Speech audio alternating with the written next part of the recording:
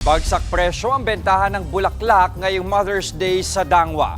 Live mula sa Maynila, nasa frontline ng balitang yan, si Mobile Journal Alexis Ebwe. Alexis, kumusta? Magkano na ba ang presyo ng mga bulaklak dyan ngayon?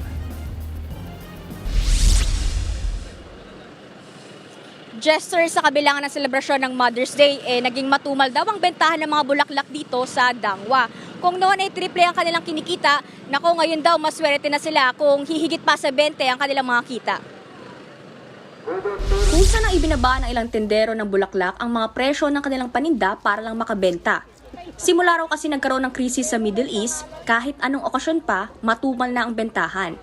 Isa na riyan si Kuya Ricky na halos isang dekada na nagbebenta ng bulaklak. Wala sa kalagitnaan ng Mother's Day noon, ng bentahan noon, tsaka ngayon. Malaki difference. Dati ang bouquet namin umaabot ng 2,500, 3,000. Ngayon, 1,000, hirapan pambili. Bagsak presyo. Para mabili pa.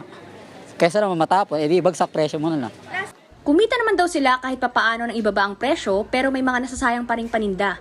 Ang dating presyo ng rose, tulips, chamomile, lilies ay 250 pesos. Ngayon, nabebenta na lang nila ng 150 pesos.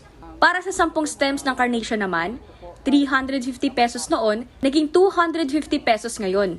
Ang mga bouquet na binubuo ng iba't ibang klaseng bulaklak, nabebenta ng 2,500 to 3,000. Ngayon, nasa kalahati ang ibinaba. Pero kung may mga nagtitipid sa panahon ngayon, ang senior citizen naman na si Tatay Nestor, hindi pinalagpas ang araw na ito para bigyan ng bulaklak ang kanyang yumaong ina. Aniya, isa rin daw itong pag-alala para sa mga mahal sa buhay. Parang inaalala kasi hindi naman yun nawawala eh. Parang forever na yun eh.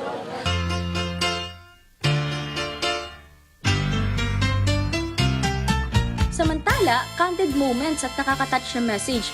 Yan ang pagbati ni Pangulong Bongbong Marcos ngayong Mother's Day sa kanyang asawa na si First Lady Liza Marcos Araneta.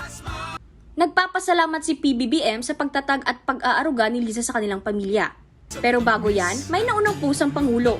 Isang poster card kung saan naroon ang larawan ng kapatid niyang si Irene Marcos, ang kanyang ina na si Imelda Marcos, at ang kanyang asawa na si Liza Araneta Marcos. Sa naturang post, binati niya ang lahat ng ina ng Happy Mother's Day at nagpapasalamat sa lahat ng sakripisyo ng bawat nanay. Pero parang may kulang. Ang mga netizens, hinahanap si Senator Amy Marcos. Ang ilan, tinagpa ang senadora at sinabing sila na lamang ang babati dito. Matatanda ang sinabi ng palasyo na mahigit 2 taon nang hindi nag-uusap si PBBM at Amy. Nakikiisa din si Vice President Sara Duterte sa Mother's Day. Sa kanyang video message, kinilala ng BC ang mabigat na tungkulin ng isang ina. Bilang isang ina, alam ko ang bigat at saya ng ating tungkulin. To nurture a child and lead a household is one of the most challenging roles any woman can take. But it is also the most rewarding.